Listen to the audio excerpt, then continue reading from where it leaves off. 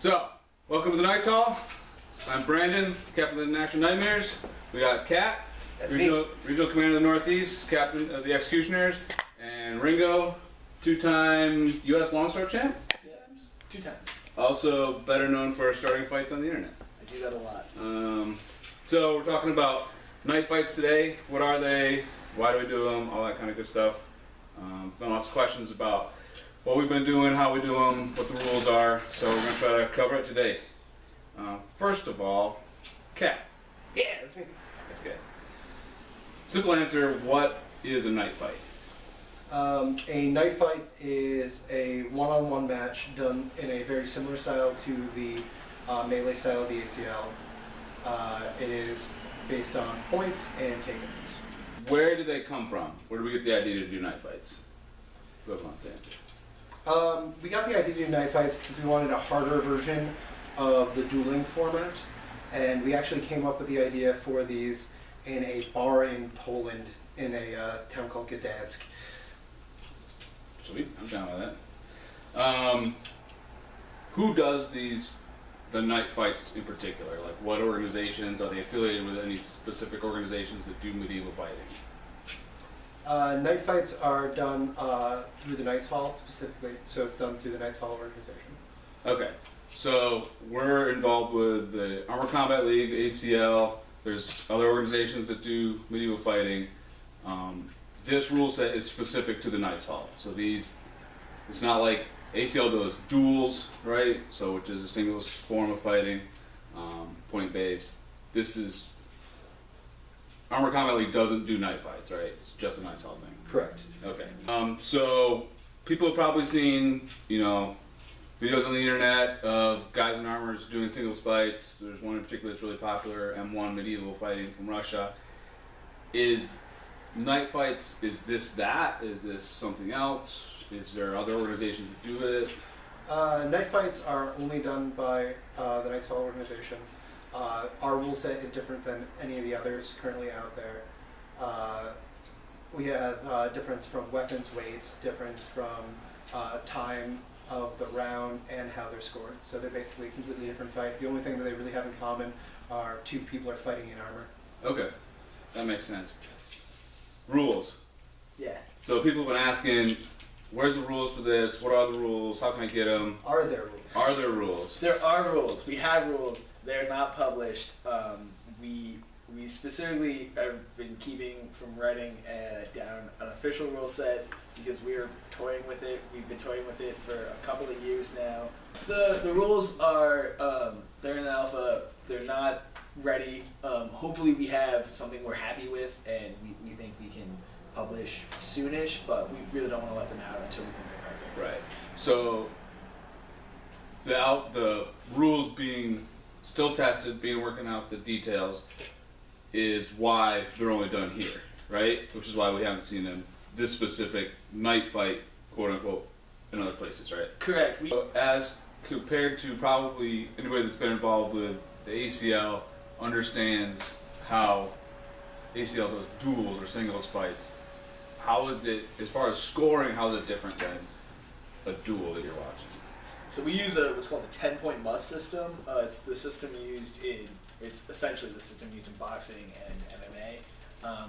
Ours is going to be a little different because obviously our fighting is different, right? In the same way boxing has a slightly different than MMA. The main takeaways you need to know is that in what's called a counted blows tournament, which is what duels work, it's what a lot of other medieval organizations use for their tournaments, armored or unarmored.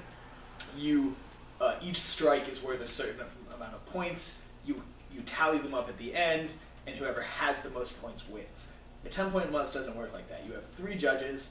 Those judges subjectively figure out who they think won the round. That person gets 10 points, hence 10-point must, and the loser gets 9 or less based on how well they did, certain other, whether they got penalties, whether they fell.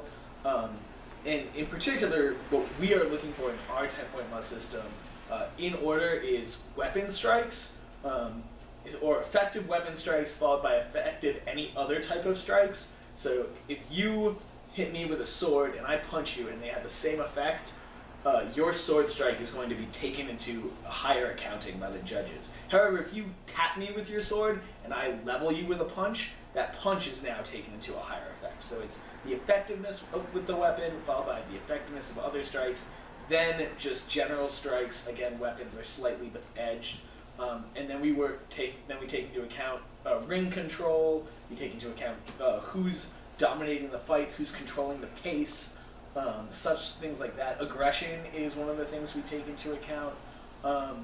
So it's more of a subjective, just who do you think won the fight at the end of the day? So when you talk about ring control, how would you explain that? Because that's not something that, our familiarity with duels, that's not something that we look for. How well, basically ring control is how well you're utilizing the field to your advantage. So how you're able to either keep your opponent pinned into a corner and keep them out of your way so you have free movement throughout the fight, so you can attack from different angles whenever you'd like to. So basically, someone who's really good at ring control, it looks like they are never pinned down at all. They can basically float from one side of the field to the other at will. But somebody who doesn't have any ring control, they're always basically kind of like squished up against the rail, don't really have anywhere to go. Right. So you can still have ring control while, say, if I'm fighting a larger opponent, like I've never done that before. And also, punches don't work. Punches suck. If you're in a retreating motion, can you still have maintain control of the ring? Yeah, especially if like you're toroing them into like the rail and stuff like that. Using your control over the ring to like get them to off step and that sort of stuff, right. Or making it so they can't do direct charges at you. That stuff will always be brought into it. So aggressively just charging at someone is not considered ring control. No. And in general, the base thing is basically who's in the center of the ring, like the center of the list, who's on the rail. That's the normal takeaway, but there's always exceptions to the rules. That, like, if someone's on the rails, baiting the guy in so that they can control the rails, or the fight is taking place on the rail the whole time, well, then you have to look into some other subtleties. But in general, it just comes down to who is in the center, who's owning that space. If all things are equal, if they're both striking each other with the same amount of power, with the same kind of weapon strikes or whatever, if everything's equal and somebody's controlling the list, that person's going to end up winning that round. Right. Yeah. It really pushes the responsibility onto the judges, as far as judges have to be, pretty much have to be skilled fighters or able to look at a fight and see, know what they're looking at. So it doesn't help to have somebody that's not familiar with this style of fighting to be a judge, right? In general, no. We try to pick from people who are either experienced armored combat fighters or their own discipline. So we've occasionally pulled in expert martial artists and others who we've talked to, have gone over, and they know the differences between right. the sport. And no matter what, we're never going to pick someone who doesn't have some sort of weapons background, because knowing how weapons work, knowing edge-on alignment, knowing stuff like that is key. We want to make sure that fighting is about weapon use, right? We are weapon fighters. We are also armored fighters, but we're weapon fighters primarily. So we definitely don't want, we're probably never going to pick just a boxing judge or just a grappling judge, because they're going to look at punches and kicks a little bit higher than we want them to. We really want to emphasize weapon strikes. That's the thing that makes our fighting different. And that's what the audience comes to see, is people getting hit with an axe or sword. That makes sense. As we talked about, the rules are kind of evolving and changing. The last night fight that we did this past weekend, what were the rules and how were the points judged on, as far as takedowns, weapon drops, stuff like that, just real quick? So every time a weapon is dropped, the fighter who dropped their weapon loses 1 point total for the round. So if you drop your weapon multiple times, you still only lose 1 point. Okay. But and that can actually, and we're still playing with this, but currently, if you drop your weapon and you won the round, you got awarded 10 points, but then are penalized 1 point. So it could end to be a 9-9 round. You can't have draws through stuff like that. We're still discussing that, whether we like how that works or not. And the same is with takedowns. If a fighter is taken down, not falls on their own, just is taken down, and the other fighter stays up. The fighter taken down loses 1 point, a max of 1 point per round. If both fighters fall, no points are removed, though we do, as judges, look at who landed in top control, who had control of that while falling. We don't allow strikes on the ground. And who gets to their feet first. Yes, that's another huge aspect. Recovery from a fall is huge. But we don't allow strikes on the ground due to the fact we're a little worried about the anvil effect, which is when your armor has nowhere to go, it has to fold in on you. So especially if people aren't wearing gorgets and someone starts striking the neck, we're worried that might, or a lot of people don't have solid chest pieces, so we're worried about sternum breaks. At some point that may change, that's another rule, but currently for right now, we don't have enough experience to really be sure that that's safe, so we're erring on the side of caution. Currently, we're running 5 weight classes. We are running 145 and under, Okay. 145 to 160, 160 to 180, 180 to 220, 220 to 260, and 260 and up. So 6 weight classes. 6 weight classes. And you have to fight within your weight class? You do not have to fight within your weight class. We do allow catch weights. We're not really sure how we're going to put that on records and such. We're still playing with that. But basically, we just announced, hey, it's a catch weight fight. It's not in a fight where one person is fighting up out of their weight class. The expectation is dropped on that person to win. So if they win, it's amazing. And if they lose, all right. Because unlike a melee, this is much harder to fight up to deal with the extra weight. You're not going to cage with somebody. Yeah, and a single takedown doesn't end the fight. Right. So while you can, eventually it tends to add up. So yeah, we allow it, but we're not really sure what we're fighting out. We try to set up 2 fighters within a weight class, and the day of, we're doing weigh-ins 3 hours before the event. If you do not make weight after agreeing to fight within your weight class, you're penalized. I believe it was a point a round. We've yet to have this be a problem, so I'm not 100% sure what our last rules are. But yeah. Okay. And then, last thing on the rules, if people were watching the last night fight we did, people's rounds were different lengths. So some people had 60-second rounds, some people had 90-second rounds. Why are we doing that? What are those kind of classes? We've been upping the length of our night fights as we've been doing it, and we realized that not everyone can fight a 2-minute night fight. It's too much to ask of some of our newer fighters. Because it can go 5 rounds. Yeah, right? a night it's expected to go 5 rounds. A night fight can go 3 or 5 rounds, and our expectation is 5 rounds. Not everybody can hang.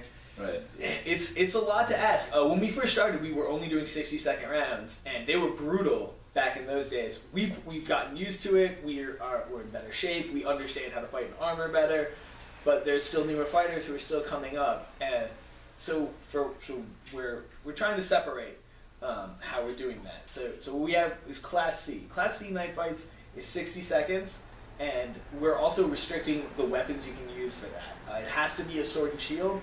This is because we're not quite sure of your skills with weapons. We want to keep you using something that we think will look good, we think will force you to use the weapon, and that's sort of our entry level to see where you're at. We're hoping to turn that into undercards, but for now, Class Cs are still on the main card, and we're sort of testing you out, seeing, what level are you at. Class B is our main. Most of our fights are going to be that. It's 90 seconds. We allow most weapons. We don't allow mixed weapons. You have to match with your opponent.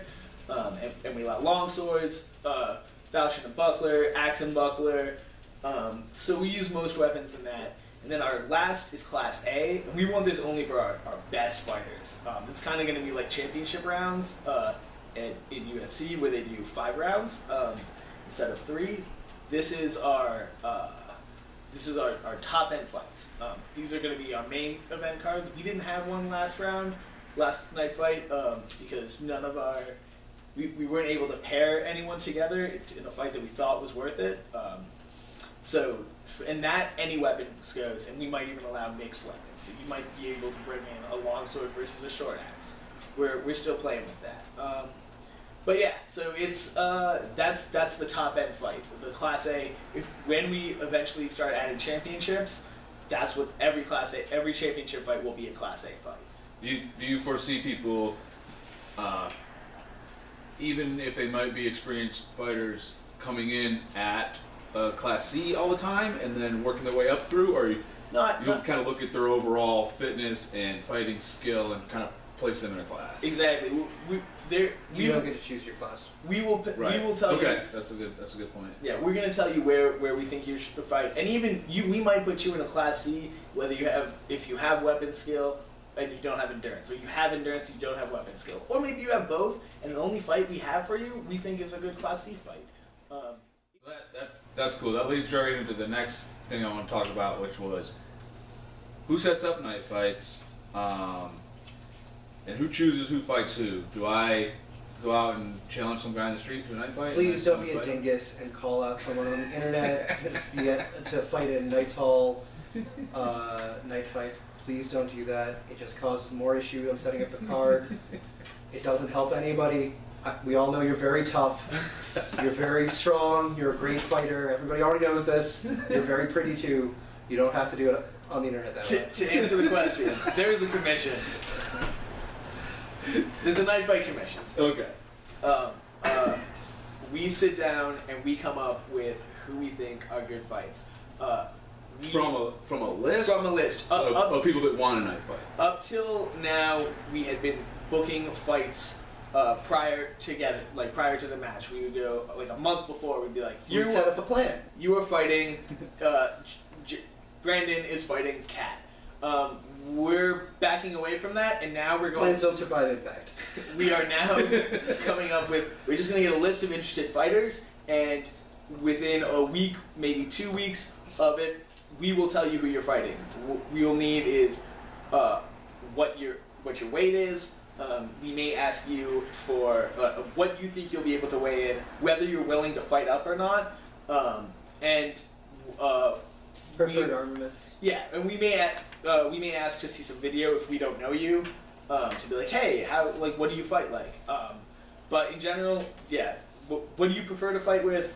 What do you weigh, and are you willing to fight up? And then we will, based on who shows up in that list, figure out who's fighting who, and then put together a card from that. Feel free to call someone out, unlike Kat. I think it's hilarious. But whether you get that fight call someone out on your own time. Yeah, whether you get that fight whether you call someone out has nothing to do with whether you get the fight. If I like that fight, I'll go to bat for you in the commission, and we'll see what happens. But it might not be a good fight, or maybe it's a great fight, but we have someone else for them, or we have someone else for you, or we don't think that it's time for that fight to go down. There's a bunch of options. In the end, the commissions, what we're trying to do is think what makes the best event, not what makes the best fight for you. We care about what the best fight is for you, but in the end, this is a show. And we're trying to make the best possible product. And the best possible product has enjoyable fights. Right. So, interested fighters, contact the commission when a night fight is going to get set up, and then commission chooses who you're going to fight and what class you're going to fight in. You'd even contact the commission by probably going at our email, which is knightfightcommission@gmail.com. Outstanding. That's excellent. Okay, thank you. We'll put a little bar here, maybe. Maybe. Do we know how to do that? Like Anybody? Here. Is that still a thing that you can do in YouTube? We can put that in. If not, it's in the comments. Comments. So what is the, I guess, overall purpose, and what is the advantage to doing night fights at all? So, honestly, I think night fights will make you a better fighter at whatever type of steel fighting you like to do. If you're a melee dude, they very much teach you how to stand on your own and go toe-to-toe with somebody. If you are a singles person doing the duels like it's done in the ACL, you'll have to have a much deeper cardio pool than normal, and you'll probably be better at taking some of the big hits that you get in some of those fights. So if you're a singles person, doing night fights is going to push your fitness and endurance farther in your probably your toughness too, because you're going to get roughed up a little bit more doing this than you're going to in a regular duels. 100%. And coming from a melee side of it, it never hurts to learn how to not fall down. And also ups your toughness and endurance for melee as well. Right. Yeah, knife fights. They're worth fighting first of all because there's the glory, right? Let's be honest. All of us are out here a little bit because we like fucking. It is the closest part to a deed of arms. That we do. Yeah. A lot of what we do, everyone has to admit, part of it is because you want to fucking beat the shit out of someone and stand fucking victorious at the end of it. And this is it. This is being a fucking gladiator. And this is directly your will against someone else's. Yeah. So it's. I think it's one of the pure competitions of it. There's differences from the melee. It's not going to have the satisfying, some dudes just being held and you just getting a beat on them. The big, they're not paying attention, the big hits. But at the end of the day, this is still you going in and you're bringing everything you got versus everything they got. And they have no help on the way. Yeah, you have no help, they have no help. And you don't have that awesome excuse that they're bigger than you. Who you gotta figure out who's better, and who, like you said, who has the most will, who's willing to put it on the line. It's the purest test, so that's great. And then also, it's going to up every level of your skill. It's going to up your aggression. It's going to up your feet. It's going to up your grappling. It's going to up your weapon skill. It's going to up your tank, your willpower. It is. Every fight is a practice for another fight, and this is the best practice you can get. So we're doing another one of these soon? Another knife fight coming up? There is a plan that we're going to be doing one in March 2019. We're still trying to lock in a date, make sure we have everything we need. We got support people around. We have enough interest to pull it off. So you know what we really need? You. Basically. We need fighters. So yeah, if you're interested, knightfightscommission@gmail.com. Let us know.